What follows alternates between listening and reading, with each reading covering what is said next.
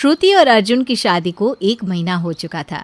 श्रुति के ससुराल में उसकी सास कौशल्या देवी थी और अर्जुन उनका इकलौता बेटा था। श्रुति दिखने में बहुत खूबसूरत थी और उसमें किसी तरह की कोई कमी नहीं थी। लेकिन शादी की 1 महीने बाद भी अर्जुन श्रुति के साथ नहीं रहता था। ना वो श्रुति से ज़्यादा बातें करता था और ना ही उसके कमरे में आता था। कुछ दिन तक तो श्रुति ने इस बारे में किसी से कुछ नहीं कहा, लेकिन जब 1 महीना होने के बाद भी अर्जुन एक रात भी उसके पास सोने के लिए नहीं आया तो श्रुति को अजीब लगने लगा और श्रुति ने अर्जुन से इस बारे में बात करना ज़रूरी समझा। अर्जुन, अब हम पति पत्नी हैं, हमारी शादी हो चुकी है और आप अब भी अपने कमरे में सोने के लिए नहीं आते हैं। अरे शादी हो गई है तो ठीक है ना, मैंने कब कहा कि तुम मेरी पत्नी नहीं हो। मैं मानता हूँ ना तुम्हें अपनी पत्नी। ये क्या बात हुई अर्जुन, आप मुझे पसंद नहीं करते क्या? मैं आपको अच्छी नहीं लगती? अब इसमें पसंद ना पसंद करने वाली बात कहाँ से आ गई? अगर तुम मुझे पसंद नहीं होती तो मैं तुमसे शादी ही क्यों करता? तो फिर ये सब क्या है अर्जुन? शादी के 1 महीने बाद भी ना आप मुझसे ठीक से बात करते हैं, ना ही मेरे पास आते हैं। उसी वक्त वहाँ पर कौशल्या देवी आ जाती हैं। अर्जुन बेटा, चल आ जा, हम दोनों माँ बेटा अब साथ में खाना खाएंगे। ठीक है मम्मी, मैं आता हूँ। अरे आप कहाँ जा रहे हैं? मैं आपसे बात कर रही हूँ ना। क्या हुआ बहू?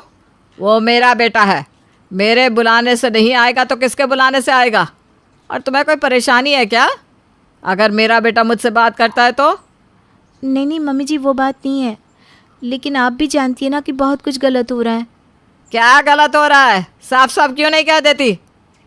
देखिए मम्मी जी, मेरी और अर्जुन की शादी हुई है, लेकिन अर्जुन अब भी आपके कमरे में आपके पास होते हैं, अपने बेडरूम में सोने के लिए नहीं आते। ये कुछ अजीब नहीं है? हे भगवान, कैसी बेशर्म बहू हो तुम। सास के सामने कोई इस तरह की बातें करता है? श्रुति, तुम्हें शर्म आनी चाहिए, मेरी माँ से इस तरह की बातें कर रही हो। ओके, आई एम सॉरी, मुझे माफ़ कर दीजिए, मैं आगे से ऐसा कुछ नहीं कहूँगी। और श्रुति वहाँ से परेशान होकर चली जाती है। अगले दिन सुबह के वक्त जब अर्जुन आराम से चेयर पर बैठकर चाय पी रहा था तो श्रुति उसके पास आती है। अर्जुन, आपसे एक ज़रूरी बात करनी थी। हाँ जल्दी बोलो, क्या बात है? मेरे पास तुम्हारी फालतू की बातें सुनने के लिए ज़्यादा वक्त नहीं है। अर्जुन, जब हमारी शादी होने वाली थी तो आपने कहा था कि आप एक प्राइवेट कंपनी में जॉब करते हैं, लेकिन आप तो पिछले 1 महीने से ऑफिस गए ही नहीं। अब तो आपकी शादी वाली छुट्टियां भी ख़त्म हो गई होंगी ना? हाँ, तो तुम्हें अच्छा नहीं लगता क्या? घर में बैठे बैठे कोई प्रॉब्लम हो रही है तुम्हें मुझसे? नहीं, ऐसी बात नहीं है अर्जुन, मैंने तो बस ऐसे ही पूछ लिया। आप ऑफिस जाना कब शुरू करेंगे? तभी वहाँ पर कौशल्या देवी आ जाती हैं। अरे बहू, तुम्हें मेरे बच्चे से परेशानी क्या है? पति है तुम्हारा, आराम से बैठा हुआ अच्छा नहीं लगता क्या? मम्मी जी, मैंने कब कुछ कहा? मैं तो बस इतना पूछ रही हूँ कि अर्जुन ऑफिस जाना कब से शुरू करेंगे, क्योंकि 1 महीने से मैंने उन्हें एक दिन भी ऑफिस जाते हुए नहीं देखा। हाँ, तो उसने अपनी शादी के लिए छुट्टी ले रखी थी। ठीक है मम्मी जी, लेकिन 1 महीने की छुट्टी किसे मिलती है? और मैं भी तो वही जानना चाहती हूँ कि अर्जुन की छुट्टियाँ कब ख़त्म हो रही है। देखो बहू, अब मैं तुम्हें साफ साफ बता देती हूँ, अर्जुन की छुट्टियाँ ख़त्म होने वाली नहीं है, क्योंकि मैंने उससे कह दिया कि वो नौकरी छोड़ दे। क्यों मम्मी जी, अर्जुन को नौकरी क्यों छोड़नी है? और अगर वो नौकरी छोड़ देंगे तो घर कैसे चलेगा? अरे तुझे इस बात की चिंता करने की ज़रूरत नहीं है, घर चलाने की जिम्मेदारी मेरी है। लेकिन मेरा बेटा रोज़ रोज़ ऑफिस जाकर परेशान हो जाता है, शाम को थका हुआ घर आता है। यह सब मुझे अच्छा नहीं लगता। लेकिन मम्मी जी, दुनिया के सारे लोग नौकरी करते हैं, इस पे गलत क्या है? लगता है तू तो अपने पति के दुश्मन है, दुश्मन। अब तुझे अर्जुन से कोई प्यार नहीं तो क्या हुआ, मुझे तो मेरा बेटा बहुत प्यारा है। चल बेटा, हम दोनों वॉक पर चलते हैं। ठीक है मम्मी, हम दोनों साथ में घूमने चलते हैं। अर्जुन, 1 मिनट, आप मेरे साथ ऐसा नहीं कर सकते, आपको नौकरी करनी ही होगी। तुमने सुना नहीं मम्मी ने क्या कहा? मैं कोई नौकरी वोकरी नहीं करने वाला, मैं तो बस अपनी मम्मी के साथ रहूँगा, उनकी सेवा करूँगा। अगर आप ऐसा करेंगे अर्जुन, तो हमारे पास पैसे कहाँ से आएंगे? हमारी ज़िंदगी कैसे चलेगी? मम्मी है ना, उन्होंने कहा कि वो सब संभाल लेगी, तो मुझे चिंता करने की कोई ज़रूरत नहीं है। तुम जाओ और अपना काम करो, और हाँ, दोबारा ये सब बात करने की कोई ज़रूरत नहीं है। श्रुति अर्जुन से बहुत परेशान हो चुकी थी, लेकिन अभी तक उसने इसके बारे में किसी को कुछ बताया नहीं था। एक दिन श्रुति को अपने मायके जाना था। अर्जुन, शादी के बाद मैं एक बार भी मम्मी पापा से मिलने नहीं गई हूँ। मुझे अपने मायके जाना है। प्लीज़ आप भी तैयार हो जाइए ना। अरे मायका तुम्हारा है, इसमें मेरे बेटे को तैयार होने की क्या ज़रूरत है? लेकिन मम्मी जी, वो मेरे साथ जाएंगे ना। मैं पहली बार वहाँ जा रही हूँ। अगर अकेली गई तो मम्मी पापा क्या सोचेंगे? अरे जो सोचना है सोचने दो। मैं भला तुम्हारे साथ क्यों जाऊँगा? मैं अपनी मम्मी के पास रहूँगा। मेरा प्यारा बच्चा, वैसे भी ना बाहर धूप में जाएगा तो गर्मी लग जाएगी। तू अकेली जा बहू, अर्जुन को यहीं रहने दे। उसे इतनी गर्मी में बाहर जाने की आदत नहीं है। मम्मी जी, ये सब क्या हरकत है? अर्जुन की शादी हो चुकी है। वो कोई दूध पीता हुआ बच्चा नहीं है जो बाहर की धूप में भी नहीं जा सकता। और मुझे मेरे मायके लेकर जाना उनकी जिम्मेदारी है। अभी से मेरे बच्चे के कंधे पर जिम्मेदारी का बोझ रखने की कोशिश मत कर बहू। वो मेरा इकलौता बेटा है, मेरा लाडला, मेरे कलेजे का टुकड़ा। और अगर वो कहीं नहीं जाना चाहता तो नहीं जाएगा। तुम्हें जाना है तो जाओ। मम्मी जी, ये सब ना आप लोग ठीक नहीं कर रहे हैं। अगर तुम्हें इतना ही बुरा लगता है तो तुम अपने घर पर जाकर रहो ना। मैं तो तुम्हें कभी वापस बुलाने के लिए भी नहीं आऊँगा। अरे क्यों अपने घर जाकर रहेगी? शादी हुई है इसकी मेरे बेटे से, ऐसे वापस तो आना ही पड़ेगा। ठीक है मम्मी जी, मैं अकेले ही चली जाती हूँ और वापस भी आ जाऊँगी। लेकिन आप जो मेरे साथ कर रही हैं वो पूरी तरह से गलत है। और इस तरह से श्रुति अपने मायके पहुँच जाती है। मायके में श्रुति की मुलाकात अपनी सबसे पक्की सहेली से होती है। उसकी शादी भी कुछ दिन पहले ही हुई थी। श्रुति की सहेली अंजलि अपने पति अविनाश के साथ अपने मायके आई थी। श्रुति, कितनी सुंदर लग रही है तू। तेरी शादी में तो मैं आ ही नहीं पाई, लेकिन आज तुझसे मिलकर ना बहुत अच्छा लग रहा है। सुंदर तो तू भी लग रही है अंजलि। इनसे मिल, ये मेरे पति हैं अविनाश। अच्छा, तो ये भी तेरे साथ आए हैं? हाँ बिल्कुल, आना ही चाहिए ना। मैं भी तो पहली बार मायके आई हूँ तो अकेले कैसे आती। और जानती है, अविनाश ना मेरा बहुत ख्याल रखते हैं। तू बता, तेरा अर्जुन कैसा है? क्या बताऊँ यार, वैसे तो सब कुछ ठीक ही है। अविनाश वहाँ से चला जाता है। श्रुति और अंजलि दोनों बातें करने लगते हैं। क्या श्रुति अंजलि को अपने दिल की सारी बातें बता पाएगी? क्या श्रुति अपने पति अर्जुन को बदल पाएगी? कहानी के पहले भाग में आपने सुना कि श्रुति की शादी अर्जुन के साथ हो जाती है, लेकिन अर्जुन की माँ कौशल्या देवी अर्जुन को इस तरह से रखती है जैसे वो कोई छोटा बच्चा है और उसे नौकरी करने से भी मना कर देती है। इसकी वजह से श्रुति परेशान होती है। श्रुति अपने मायके जाती है जहाँ उसकी मुलाकात अपनी बचपन की सहेली अंजलि के साथ होती है। आइए देखते हैं इस कहानी का अगला भाग। अब मुझे बता, क्या परेशानी है? अरे क्या बताऊँ यार, शादी को 1 महीना हो गया है, लेकिन अर्जुन अभी भी अपनी माँ के कमरे में सोते हैं। यहाँ तक कि वो मुझसे ज़्यादा बात भी नहीं करते। ये तो क्या कह रही है? अर्जुन की माँ, मेरा मतलब तेरी सास ने कभी अर्जुन को ये बात नहीं समझाई कि अब उसे तेरे साथ भी रहना चाहिए? नहीं, वो तो जानबूझकर अपने बेटे को अपने पास रखती है और मुझे उससे दूर करने की कोशिश करती है। मेरे तो कुछ समझ में नहीं आ रहा। ये तो अच्छी बात नहीं है। वैसे तूने कभी अर्जुन को समझाने की कोशिश नहीं करी? अरे मैंने कई बार उससे बात करने की कोशिश की है, लेकिन वो मेरी कोई बात सुनने को ही तैयार नहीं है और ना ही मेरी जिम्मेदारी उठाने को तैयार है। लेकिन श्रुति, इस तरह की शादी ज़्यादा दिन टिकती नहीं है और तुझे भी अर्जुन के साथ नहीं रहना चाहिए। मेरे हिसाब से तुझे उससे अलग हो जाना चाहिए। तू जानती है ना अंजलि, शादी के बाद अपने पति से अलग होना बहुत बड़ी बात होती है। मेरे माँ बाप कितने दुखी होंगे इस बात से। अभी कुछ दिन पहले उन्होंने मेरी और अर्जुन की शादी करवाई है और मैं उससे अलग हो जाऊंगी। कितने दुखी हो जाएंगे। लेकिन पूरी ज़िंदगी भी तो तू ऐसे लड़के के साथ नहीं रह सकती ना, जो अपनी माँ के पल्लू से बंधा हुआ है। तो फिर मैं क्या करूं? मेरी तो कुछ समझ में ही नहीं आ रहा। तुझे कुछ ऐसा करना चाहिए ताकि अर्जुन को इस बात का एहसास हो कि तू उसकी पत्नी है। ऐसा नहीं हो सकता। मैंने कई बार उनसे बात करने की कोशिश की, लेकिन वो कुछ भी सुनने और समझने को तैयार नहीं है। तू चिंता मत कर, मेरे पास एक बहुत अच्छा आइडिया है। कैसा आइडिया? देख, तू अपने ससुराल जा और कुछ दिन झूठ मूठ के लिए अर्जुन को इस बात का एहसास दिला कि तेरी ज़िंदगी में कोई और भी है। किसी से भी फ़ोन पर बात करने का नाटक कर। लेकिन किसके साथ? मेरी ज़िंदगी में तो कोई भी नहीं है। देख, मैं अविनाश को इस बात के लिए तैयार करती हूँ। जब अर्जुन बार बार तुझे अविनाश के साथ दिखेगा ना तो उसे अपने आप जलन होगी और ये जलन उसे उसकी जिम्मेदारी का एहसास कराएगी। मैं अविनाश को तुझसे मिलने के लिए भेज दिया करूँगी, तुझे बस उसके साथ नाटक करना है। अरे लेकिन अविनाश इस बात के लिए तैयार हो जाएगा? अपनी दोस्त के लिए वो इतना तो कर ही सकता है ना। तू मेरी फ्रेंड है तो अविनाश की भी फ्रेंड ही है ना, चिंता मत कर। इस तरह से श्रुति और अंजलि अर्जुन को सबक सिखाने का प्लान बनाते हैं और श्रुति अपने ससुराल वापस आ जाती है। अब श्रुति अर्जुन की परवाह करना बंद कर देती है। एक दिन सुबह के वक्त, अर्जुन, मम्मी जी मैं फ़िल्म देखने जा रही हूँ, शाम तक लौट आऊँगी। फिल्म देखने जा रही हो?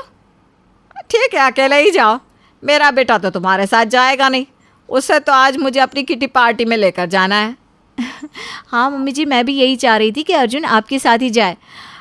एक्चुअली ना मैं भी किसी के साथ प्लान बना चुकी हूँ। लेकिन किसके साथ? यहाँ तो तुम्हारा कोई दोस्त भी नहीं है।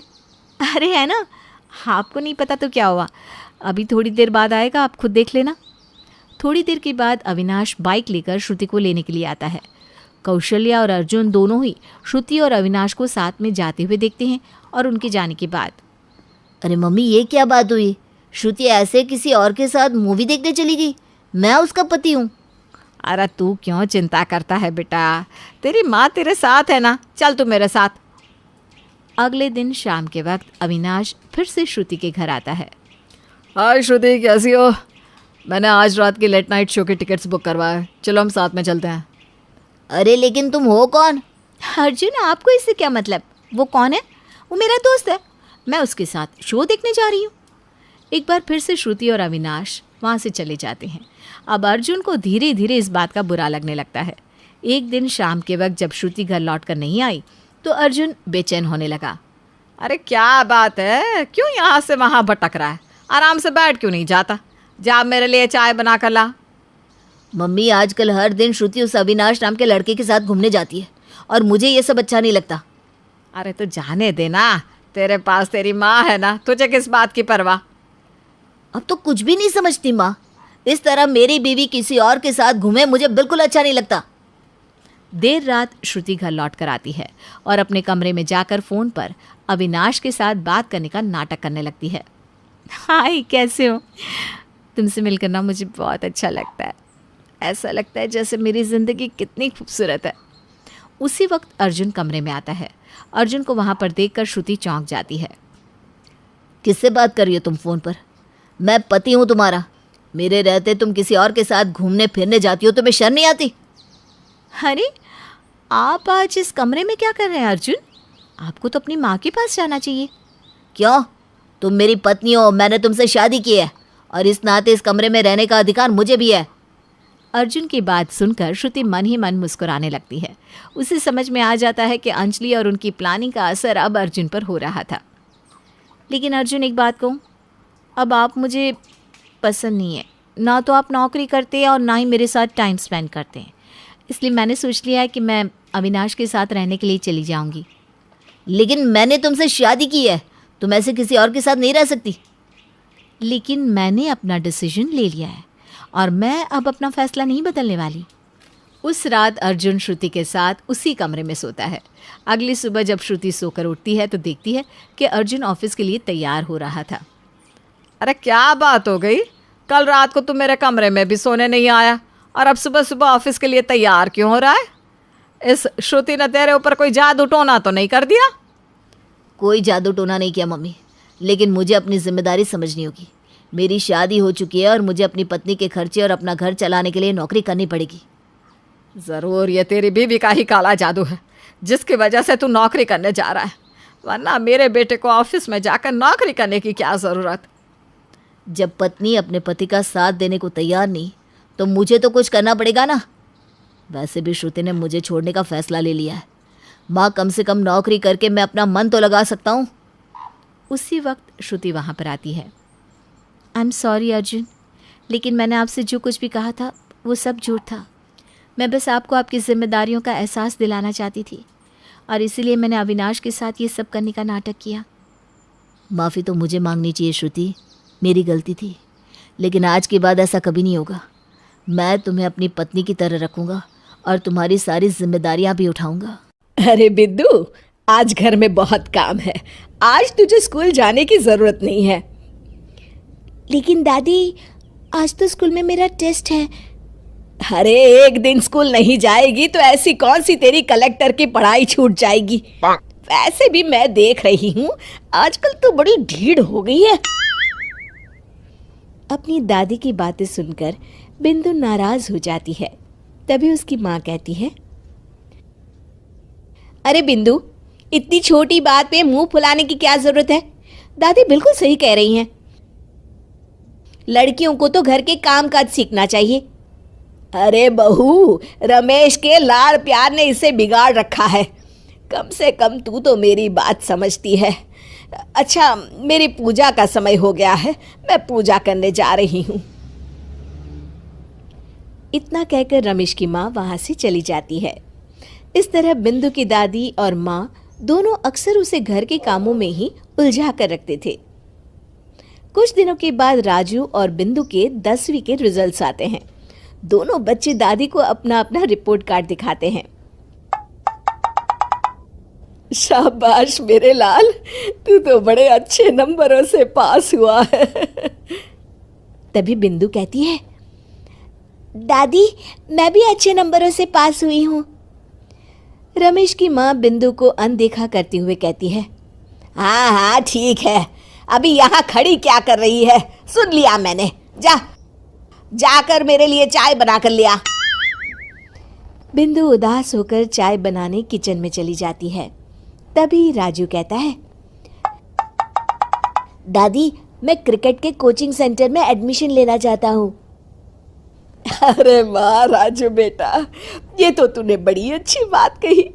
तू कल ही अपना एडमिशन करा ले, जितनी भी फीस होगी मैं दे दूंगी। अरे एक दिन मेरा पोता विराट कोहली बनेगा। इस तरह अक्सर रमेश की माँ अपनी पोती बिंदु के साथ दुर्व्यवहार करती थी। कुछ दिनों के बाद रमेश की माँ और उसकी पत्नी दोनों सास बहू मिलकर राजू का एडमिशन अच्छे स्कूल में करवा देते हैं, लेकिन बिंदु का एडमिशन नहीं करवाते। इस बात से नाराज होकर बिंदु अपनी दादी से कहती है, लेकिन दादी, मुझे भी आगे की पढ़ाई करनी है। अरे क्या करेगी आगे की पढ़ाई लिखाई करके हैं? आज से ये पढ़ाई का भूत अपने दिमाग से उतार दे। इतना कहकर रमेश की माँ वहाँ से चली जाती है। उस दिन के बाद से बिंदु की पढ़ाई हमेशा के लिए छूट जाती है और उसकी दादी उससे घर के सारे काम करवाना शुरू कर देती है। इस तरह उसका सारा दिन घर के कामों में ही बीत जाता था। कुछ दिन बीत जाते हैं और एक दिन रमेश छुट्टियों पर घर आता है। बिंदु को घर के काम करते हुए देख उससे कहता है, अरे बिंदु बेटा, तुम स्कूल नहीं गई? पिताजी, दादी ने मेरा एडमिशन कराने से मना कर दिया है। वे कहती हैं घर पे रहकर घर के काम करना सीख। अपनी माँ का ये बर्ताव देख रमेश को बहुत गुस्सा आता है और वो अपनी माँ से कहता है, माँ, ये तुमने क्या किया? आगे की पढ़ाई के लिए स्कूल में बिंदु का एडमिशन क्यों नहीं करवाया? अरे बेटा, लड़की जात है, ज्यादा पढ़ लिख कर क्या करेगी? वैसे भी शादी के बाद तो इसे घर के ही काम करने हैं ना। तुम किस जमाने में जी रही हो माँ? अगर कल्पना चावला के घर वाले भी तुम्हारी सोच के होते तो क्या वो पूरी दुनिया में हिंदुस्तान का नाम रोशन कर पाती?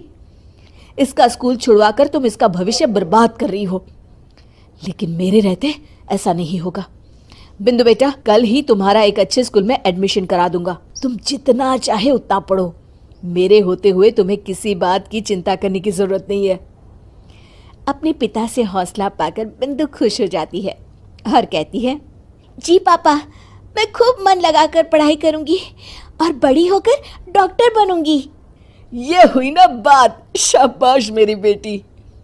शिक्षा, लड़का हो या लड़की, हमें दोनों को आगे बढ़ने का मौका देना चाहिए। एक बार की बात है, सुषमा अपने पूरे परिवार के साथ खुशी खुशी मोहन नगर में रहती थी। उसकी 2 बहुएं थी, पल्लवी और शिवानी। एक दिन दोनों बहुएं रसोई में काम कर रही होती है कि तभी उनकी सास सुषमा उन्हें बुलाती है। अरे बहू जरा इधर तो आना। शिवानी, जरा जाकर देखना सासू माँ क्या कह रही हैं। दीदी आप ही देख लो ना जाकर, आपको भी तो सुनाई दे रहा है। अरे मैं आटा गूंद रही हूँ ना, तुम चली जाओ। हाँ तो मैं भी तो सब्जी काट रही हूँ ना दीदी। अरे बहू जल्दी आओ। ओफो, ये तो जाएगी नहीं। मैं ही जाकर देखती हूँ कि क्या करना है। पल्लवी सुषमा के कमरे में जाती है। जी मम्मी जी, क्या हुआ? शाम को घर पर कुछ मेहमान आने वाले हैं, तो तुम अच्छा सा खाना बना लेना बहू। ठीक है मम्मी जी, आप बता दीजिए क्या क्या बनाना है और कितने लोग आ रहे हैं। सुनील की मौसी जी और उनका पूरा परिवार आ रहा है। कुल मिलाकर 3 लोग और हमें मिलाकर हुए 9 लोग। तो अभी से ही तैयारी करना शुरू कर दो। और हाँ, घर की सफाई भी कर देना, हाँ अच्छे से।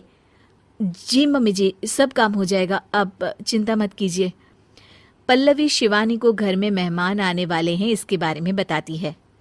क्या 9 लोगों का खाना बनाना होगा, घर की सफाई करनी है? बाप रे, सासू माँ ने तो हमें घर की नौकरानी ही समझ कर रखा है। ऐसा नहीं बोलते शिवानी, हम इस घर की बहू हैं और घर के काम करना हमारा फर्ज है। दीदी तो है ही सासू माँ की चमची, जब देखो सासू माँ सासू माँ। मैं तो इतना सारा काम नहीं करने वाली। शिवानी कपड़े लेकर गमला साफ कर रही होती है और चक्कर आने का नाटक करने लगती है। मेरा सर चकरा रहा है। तभी वहां पल्लवी और सासू माँ जाते हैं। अरे बहू क्या हो गया तुम्हें? मम्मी जी बहुत तेज सर में दर्द हो रहा है। तुम एक काम करो शिवानी, आराम कर लो। नहीं नहीं दीदी, घर में मेहमान आने वाले हैं, मुझे आपकी मदद करनी चाहिए। अरे कोई बात नहीं शिवानी, तुम आराम कर लो, मैं सब काम कर लूंगी। ठीक है दीदी, अगर आप इतना कह रही हैं तो आराम कर लेती हूँ। शिवानी आराम से अपने कमरे में मैगजीन पढ़ रही होती है। इसे कहते हैं आराम की जिंदगी। इतना सारा काम। चलो सारा काम खत्म हो गया, शिवानी को देख आती हूँ। शिवानी अपने कमरे में ईयरफोन में गाने सुनते सुनते सो जाती है और उसके साइड में मैगजीन भी रखी होती है। पल्लवी वहाँ आ जाती है और वो सब देखती है। ओहो, तो मतलब सब काम चोरी का बहाना था। अभी बताती हूँ इसको। घर का सारा काम मुझे करना पड़ा और ये महारानी यहाँ मैगजीन पढ़ रही है, गाने सुन रही है। पल्लवी रसोई से एक प्लेट और चम्मच लेकर आती है और शिवानी को थाली बजाकर उठाने लगती है। शिवानी अचानक से उठती है। उठ गई महारानी, गाने भी सुन लिए, मैगजीन भी पढ़ ली। तुम तो बहुत बड़ी झूठी निकली शिवानी। तुमने सर दर्द का बहाना बनाया ताकि काम करने से बच सको। हाँ बनाया बहाना, तो क्या करती, इतने सारे काम करती। मुझे कोई शौक नहीं है चापलूसी का। क्या चापलूसी? तुम्हें लगता है कि मैं सारे काम चापलूसी के लिए कर रही हूँ? और नहीं तो क्या। तभी वहाँ सासू माँ आ जाती हैं। अरे बहू, वो लोग बस आने ही वाले हैं, तुम तैयारियां कर लो। जी सासू माँ, तुझे तो मैं बाद में देखती हूँ।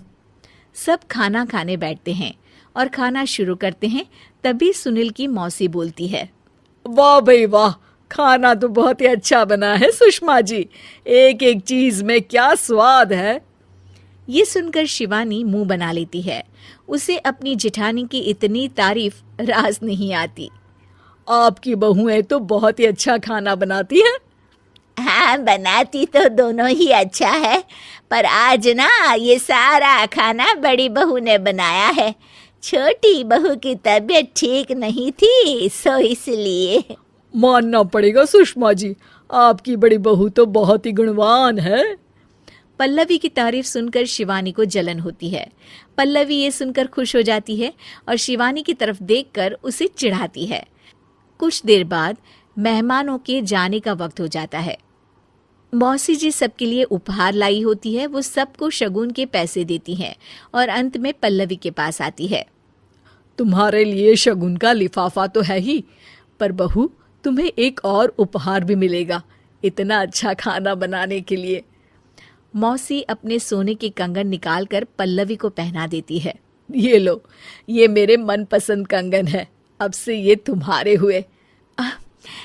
धन्यवाद मौसी जी। ये देखकर शिवानी तो पूरी तरह से जल जाती है और गुस्से से रसोई में चली जाती है। तभी वहाँ पल्लवी आ जाती है और उसे अपने कंगन दिखाने लगती है। देवरानी जी, अब आपका सर दर्द ठीक तो है ना? मुझे लगता है कि अब सर दर्द शुरू हो गया होगा आपका। रीना की शादी श्याम से होती है। श्याम की माँ और बहन रीना को काफी परेशान किया करती थी। अरे भाभी, क्या बात है, खाने में मिर्ची तो समझ में ही नहीं आती। खाना बनाना भूल गई हैं क्या? अरे नहीं बबली, छोटी नहीं खाती है ना मिर्ची, उसके लिए कम मिर्ची का खाना बनाना पड़ता है। अरे वाह भाभी वाह, आपकी बेटी मिर्च नहीं खाती तो क्या पूरा घर खाना छोड़ दे? अरे चुपचाप खाने को ढंग से बनाओ। रीना क्या करती, हाथ में ढेर सारी मिर्ची उठाकर न चाहते हुए भी सब्जी में डाल देती है। थोड़ी ही देर में रीना की बेटी की रोने की आवाज आती है।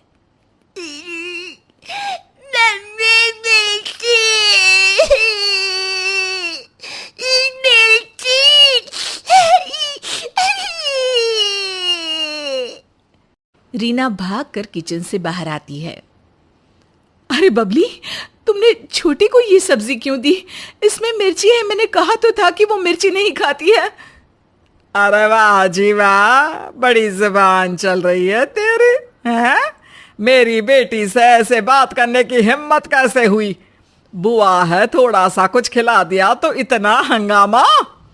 रीना सास की बात को अनसुनाकर बेटी को पानी पिलाकर शांत करती है। एक दिन रीना सास और ननद के साथ खाना खाने बैठती है तो अरे रीना, जरा आलू की सब्जी और दे तो। माँ जी, वो तो आज कम बनाई थी तो खत्म हो गई है। अरे भाभी, ये जो आपकी कटोरी में आलू भरकर खा रही है ना, वो माँ को क्यों नहीं दे देती?